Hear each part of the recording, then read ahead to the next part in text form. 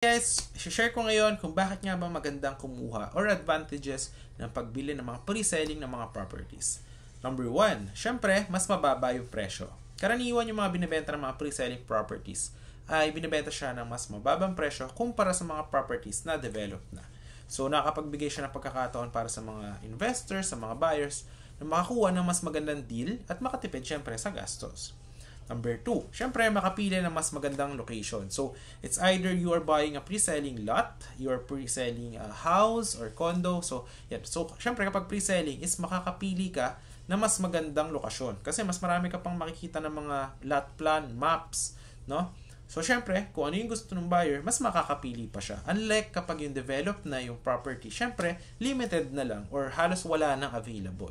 So, number 3, pagkakataon ng pagtubo ng halaga. Siyempre, habang tumatagal yung construction ng property, maaaring tumaas yung halaga nito. Bibigay ito ng potential na kita sa mga investor, sa mga buyer, kapag natapos na yung property at handa nang gamitin o ibenta.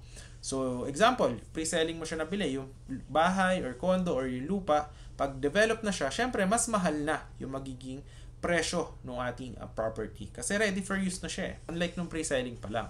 Number 4, flexible payment terms. Siyempre, madalas kapag sa mga developer ay nag-aalok sila ng mas flexible na terms kapag pre-selling yung property. Maaari makapagbigay ng mas mababang down payment habang panahon sa pagbabayad ng property kumpara sa mga ready-to-use na. Number 5, customization and personalization. Siyempre, yung mga buyers ng mga pre-selling properties ay may pagkakataon sila na ma-customize yung mga ilang bahagi ng kanilang unit. Siyempre, pwede sila makailam doon sa process ng disenyo. Siyempre, depende pa din yan sa patakaran ng developer. Pili ng pre-selling real estate ay maaaring maging isang matalinong pagpili para sa mga nag-i-invest sa real estate dahil sa mga possibilities na mag-earn ka dito and siyempre, mas malaki yung pwede mong maging return of investment kapag ready to use na at develop na ito. So, yun lang guys. See you in the next video.